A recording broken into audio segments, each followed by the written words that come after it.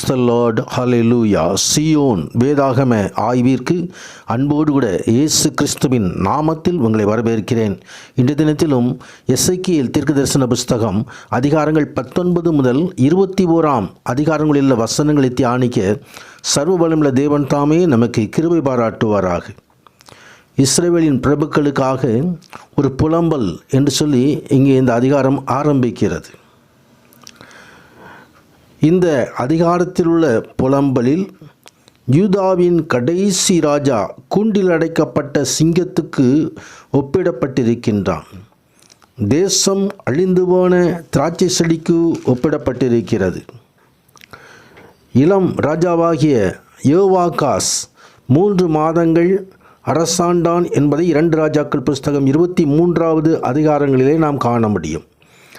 அந்த 3 மாதங்களுக்கு பிறகு சிறையாக்கப்பட்டு எகிப்துக்கு கொண்டு போகப்பட்டு அங்கேயே மரித்து போனான். தொடர்ந்து யோயாக்கினையோ அல்லது சிதேக்கியாவையோ இந்த 5வது வசனம் முதல் 9வது வசனங்கள் வரைக்கும் சொல்லப்பட்டதான காரியங்களிலே நாம் காண முடியும். யோயாக்கின், சிதேக்கியா இருவருமே பாபிலோனுக்கு கைதிகளாக கொண்டு போகப்பட்டார்கள் என்பதை 1 ராஜாக்கள் புஸ்தகம் 24வது அதிகாரத்திலே நாம் காண முடியும். இஸ்ரவேல் என்னும் பெண் சிங்கம் என்று குறிப்பிடப்பட்டிருக்கிறது. அது பிடுங்கப்பட்டு அதன் கொப்புகள் அக்கினியால் எரிக்கப்பட்டு போன கண்ணினடைந்த திராட்சை செடிக்கு ஒப்பிடப்பட்டு சித்தரிக்கப்பட்டிருக்கிறது. இந்த கொடியில் மீதியானது வனாந்திரத்தில் நாட்டப்பட்டது, அதாவது பாபிலோன் சிறையிருப்புக்குள்ளாய் கொண்டு செல்லப்பட்டது. தொடர்ந்து 20வது அதிகாரத்திலே விக்கிரக ஆராதனையில் தொடர்ந்து இஸ்ரவேல் மூப்பர் சிலர் ஈடுபடுவதையும் ஒழுக்கம் தவறி வாழ்வதையுமே சரித்திரமாக இஸ்ரவேல் படைத்திருக்கிறது என்ற துக்ககரமான சத்தியத்தை இந்த அதிகாரம் வெளிப்படுத்துகிறது. விக்கிரகங்கள் மேல் தங்களுக்குள்ள நேசத்தை தங்கள் இருதயத்தை விட்டு அகற்றவில்லை என்று தன்னுடைய நாட்களில் இருந்த மூப்பர்களை நோக்கி எசேக்கியேல் கூறுகிறதை நாம் பார்க்க முடியும். எனவே அவர்களும் தேவனுக்கு முன்பாக குற்றவாளிகளாய் இருந்தார்கள். எகிப்திலிருந்து வெளியேறிய பின் இஸ்ரவேலை வனாந்திரத்தில் முழுமையாய் தேவன் அளிக்கவில்லை. ஏனென்றால் அவர் தமது நாமத்தை உயர்த்த விரும்பினார். அவரால் தேர்ந்தெடுக்கப்பட்ட மக்கள் மூலம் உலகம் முழுவதையும் ஆசீர்வதிப்பதாக தாம் கொடுத்த வாக்கை நிறைவேற்றும்படியாக அம்மக்களை எகிப்து தேசத்திலிருந்து வெளியே கொண்டு வந்து அவர்களுக்கு தம்முடைய வல்லமையை வெளிப்படுத்தினார் என்று ஆதியாகமம் 12ஆம் அதிகாரத்திலிருந்து சில வசனங்களிலே நாம் பார்க்கிறோம்.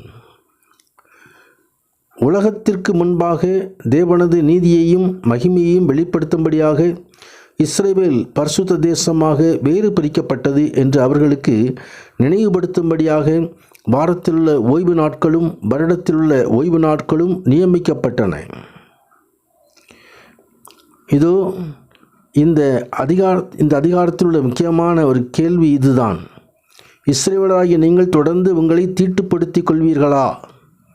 இன்றைய விசுவாசிகள் தங்களுடைய மனித சுபாவத்திலிருந்து பாவ இச்சையான காரியங்களை அந்த காரியங்களுக்கு தங்களை ஒப்புக்கொடுப்பதா, அல்லது பரிசுத்த ஆவியானுடைய வாக்குத்தத்தங்களுக்கு தன்னை முழுவதுமாய் அர்ப்பணிப்பதா, கிறிஸ்துவுக்காக சேவை செய்வதா என்று தீர்மானிக்கிற சூழ்நிலைக்கு அவர்கள் தள்ளப்படுகிறார்கள். அதைத்தான் ரோமர் 6ஆம் அதிகாரத்திலும் கலாத்தியர் 5ஆம் அதிகாரத்திலும் நாம் காண முடியும்.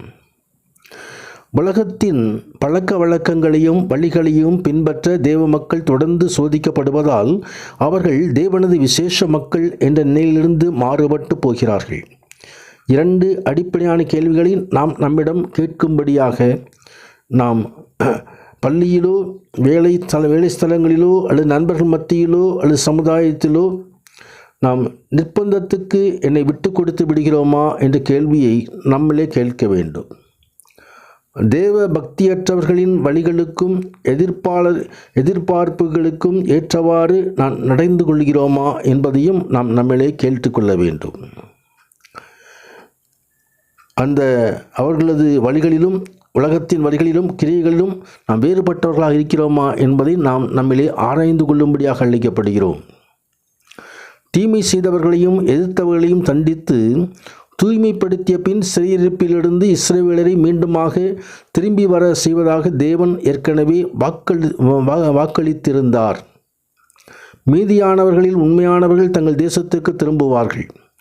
அவர்கள் கீழ்ப்படியாமையினாலோ விக்கிரக ஆராதனையினாலோ தேவனுடைய நாமத்தை இனிமேல் தீட்டுப்படுத்த மாட்டார்கள்.